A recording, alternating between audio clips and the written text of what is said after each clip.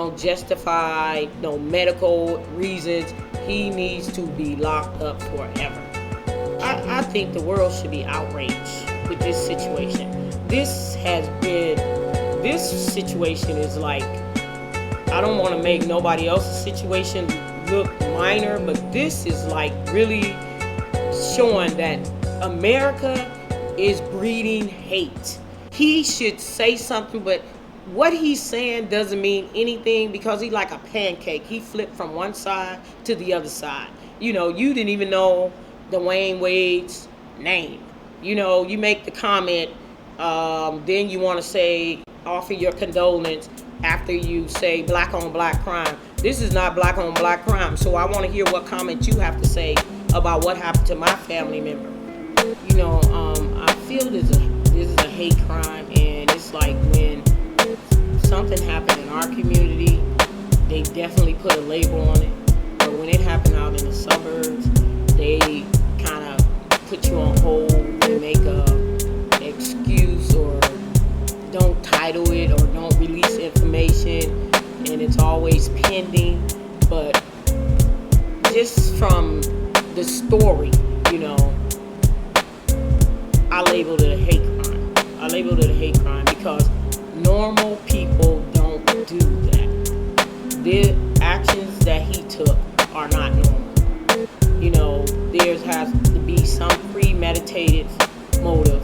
There has to be some hatred embedded in his mind because an innocent woman, probably a third of his size,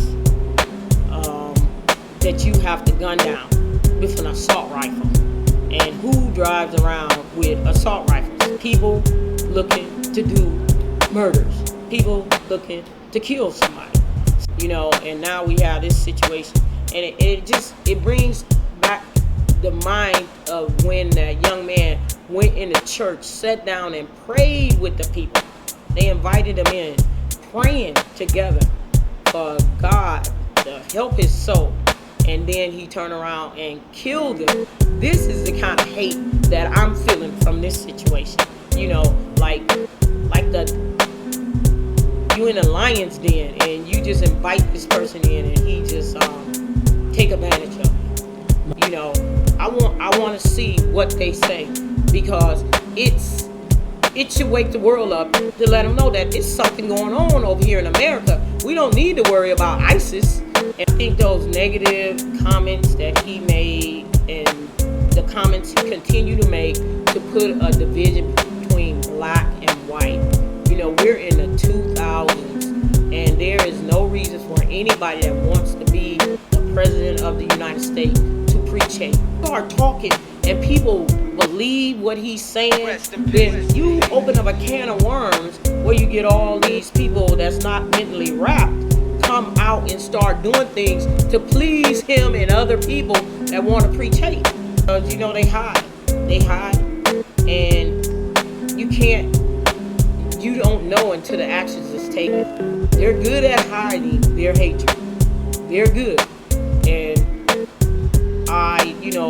you look at a young black male because he got his pants sagging and you say he's a gangbanger, or you put a label on him, and really he's not, and you can't judge people from their cover, but the point is you judge people from their actions.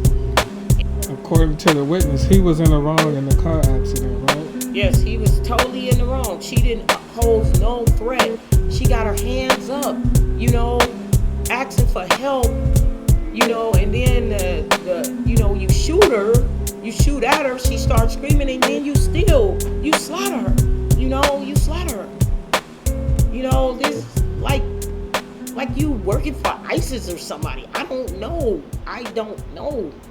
Okay, and what nobody mentioned, I don't know if they asked you, but what surprised me was that he's still alive. That puzzled me. That puzzled me so very much. He shot her down in cold blood, and he was allowed to walk around with this gun still in his hand. the police approached him, I guess, and he just surrendered. But no struggle. Nobody had to tackle him. Nobody. If it was the other situation, and it was a black young male, I guarantee you it would have been 2 dead bodies laying there. This for me is that he rot in jail.